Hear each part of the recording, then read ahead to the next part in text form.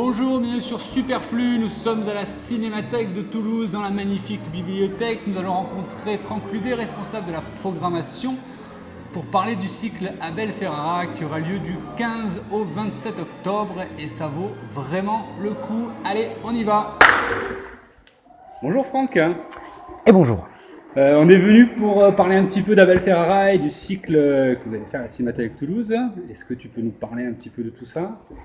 Tu as tout dit déjà, c'est un cycle consacré à Abel Ferrara, cinéaste, je crois aujourd'hui cinéaste culte, qui a vraiment explosé dans les années 90 et qui a continué son petit bout de chemin avec des hauts et des bas, on va dire.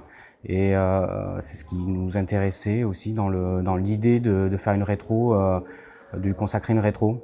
Et est-ce que, on a parlé un petit peu en off, qu'il est plus connu en tant que que son cinéma en fait, que c'est le personnage est plus connu que son cinéma. Aujourd'hui c'est un petit peu, j'ai envie de dire qu'aujourd'hui le personnage Ferrara est finalement plus connu que ses films.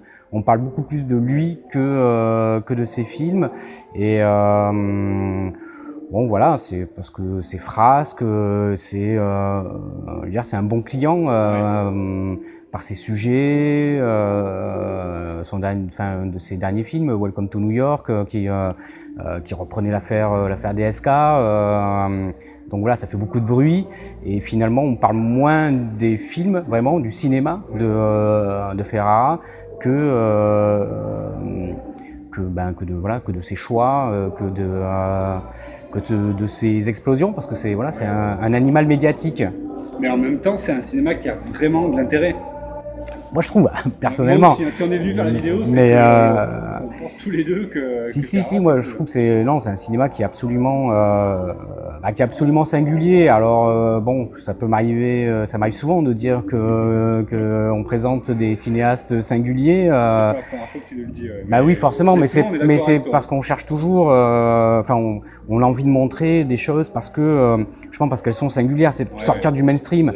Et Ferrara est un très bon client à ce niveau-là, puisque c'est un cinéaste qui peut autant toucher un public qui s'intéresse au cinéma de genre qu'un public qui s'intéresse davantage au cinéma d'art et essai, et du coup il rentre pas bien dans les cases. Ouais. Et ce qui est assez intéressant, et souvent on s'étripe sur ces films, il y a des films sur lesquels tout le monde est d'accord, mais il y en a d'autres par contre, que ce soit Bad Lieutenant par exemple, qui est, je pense, un film emblématique des années 90 et de son cinéma, qui a rassemblé beaucoup de spectateurs mais qui est vraiment à voir absolument. C'est peut-être le plus connu, mais ça reste mon coup de cœur. Enfin, pour moi, ça a été. Je pense que si on l'a pas vu, il faut le voir. Il faut l'avoir vu. Exact. Ah oui, ça, je pense que si vous l'avez vu, vous savez qu'il faut revenir le voir. Donc voilà, c'est intéressant parce que du coup, dans sa carrière, il y a eu quelques chutes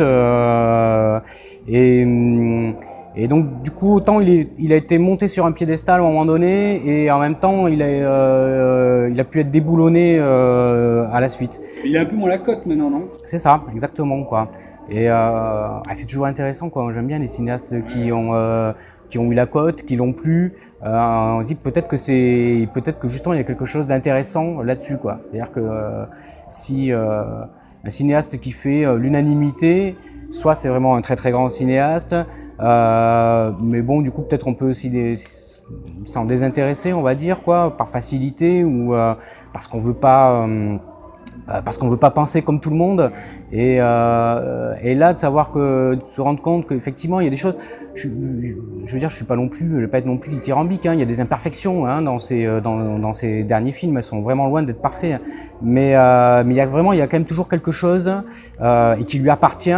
Et donc ça reste une expérience. Et l'idée de faire une rétrospective, comme toujours, c'est de montrer différents films sur un temps donné. Et du coup, c'est quand on voit plusieurs des films qu'on peut se rendre compte de l'œuvre, de ce qui fait le liant dans une œuvre. que quand on voit des films juste à la sortie, on a oublié, on est resté sur des idées reçues, il y a la critique qui revient dessus.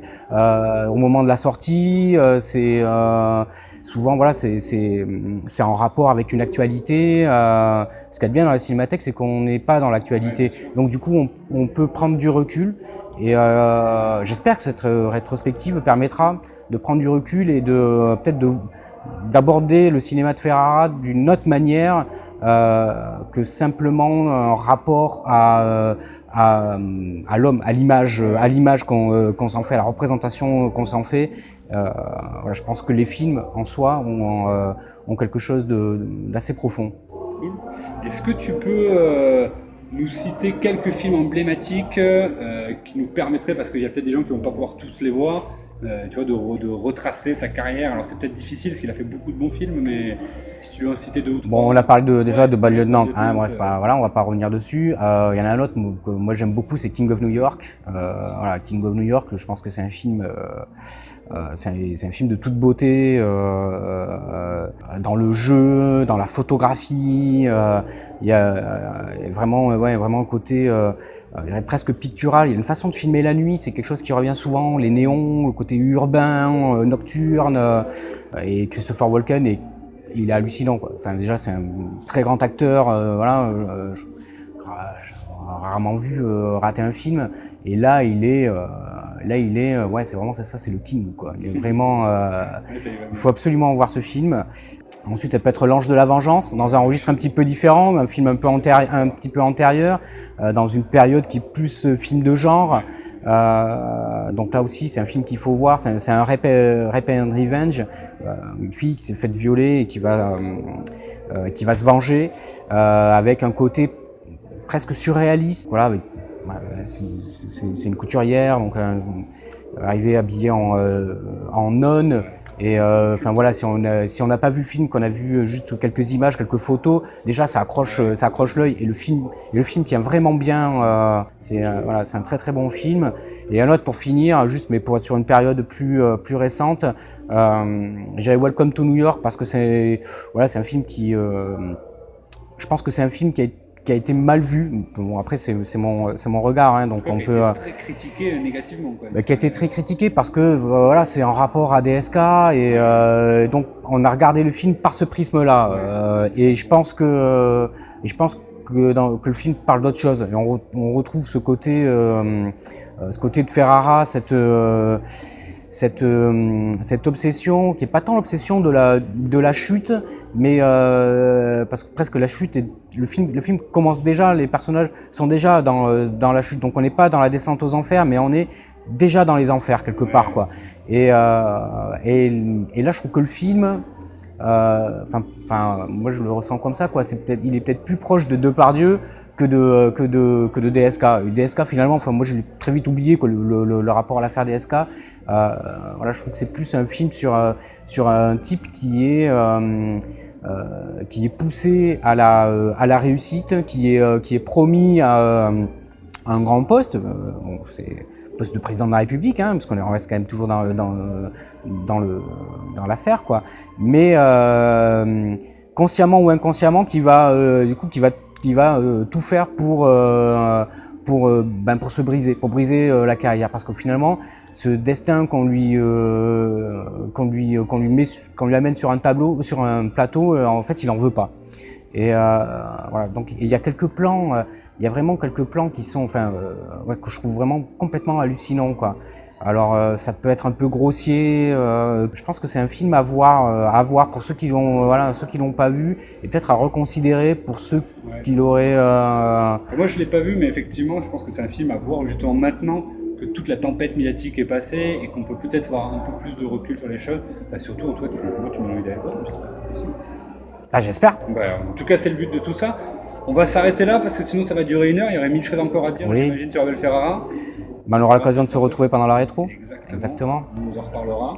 Merci beaucoup Franck. Avec plaisir. Et à très bientôt. À très bientôt.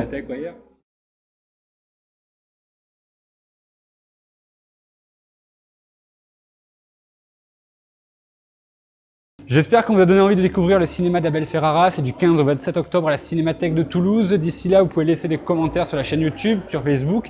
Et évidemment, visitez le site superflu-webzine.fr. À très bientôt.